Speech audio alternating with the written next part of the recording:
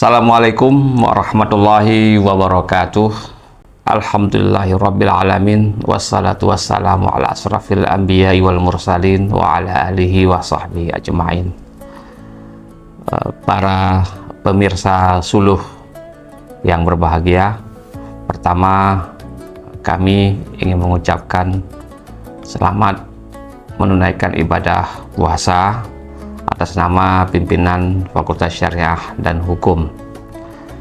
Dalam kesempatan yang amat mulia ini, saya merasa berbahagia diundang untuk menjadi bagian dari program Suluh di Pasca Sarjana Universitas Islam Negeri Araniri. Dalam kesempatan ini tidak banyak yang ingin kami sampaikan.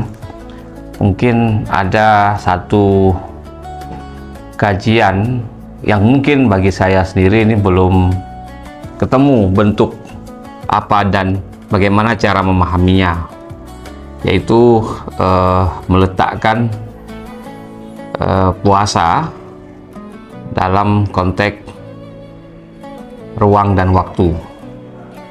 Jadi saya rasa ini pun jarang disentuh oleh para penceramah. Artinya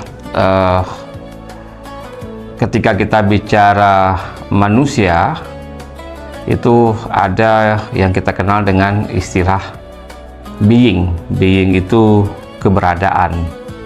Jadi disebut juga dengan beingness. Nah, beingness, keberadaan itu sangat terikat dengan ruang dan waktu yang menjadi bagian dari proses yang tadi kita kenal dengan kemenjadian manusia. Jadi kemenjadian itu bisa diartikan proses terus-menerus ketika kita berada dalam konteks ruang.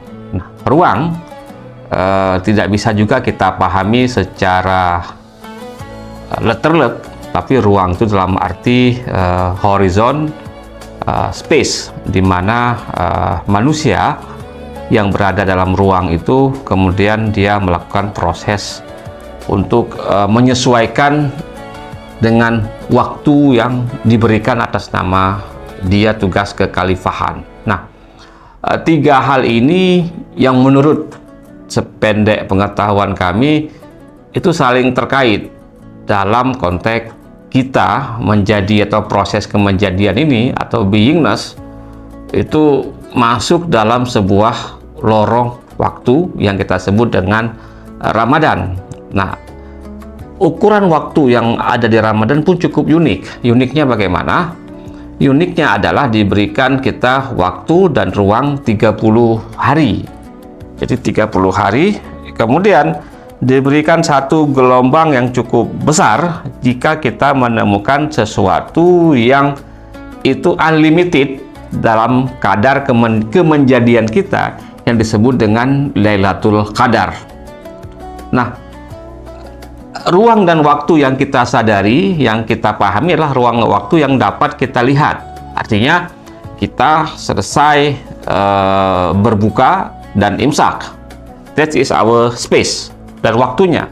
Tapi ada sebuah rahasia ketika kita bisa menemukan satu lorong waktu lagi, dan lorong waktu itulah kemudian yang memberikan kita masuk kepada dimensi-dimensi kemenjadian kita, di mana terhubungnya antara kemenjadian kita dengan lapisan waktu di balik lapisan waktu yang ada di dunia.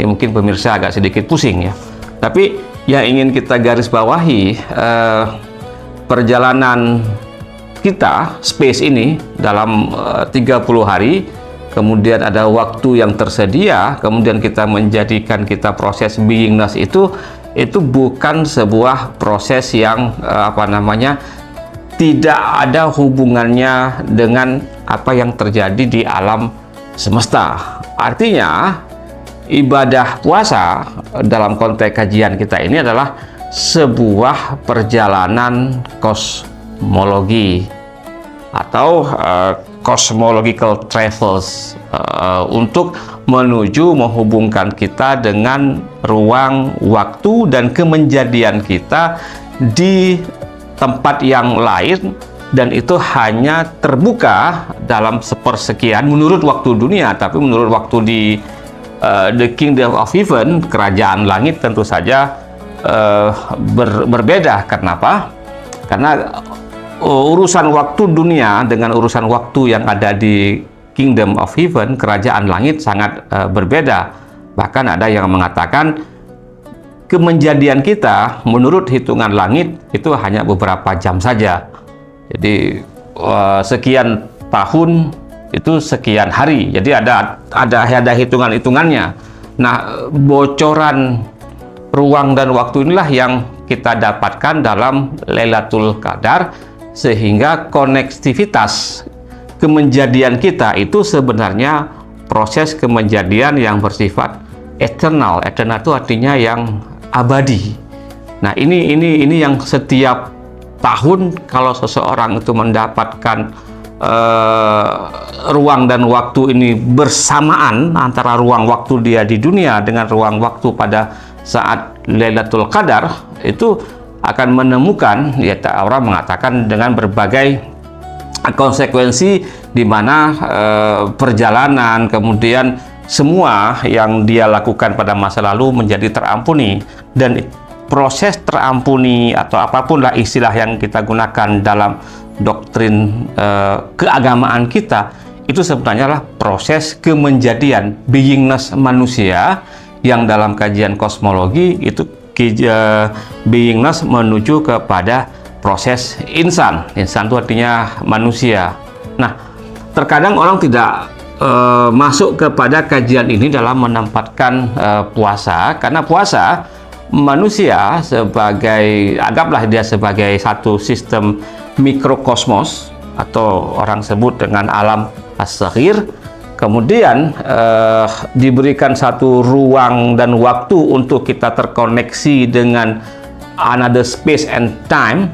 Itu luar biasa pertemuannya, dan pertemuan inilah yang menyebabkan ibadah puasa ini very spesial, karena dia menghubungkan dimensi waktu, ruang, kemenjadian manusia itu terjadi seperti yang dijanjikan gitu. Jadi orang tahu, makanya ibadah puasa itu kan ibadah yang sangat rahasia, superscript.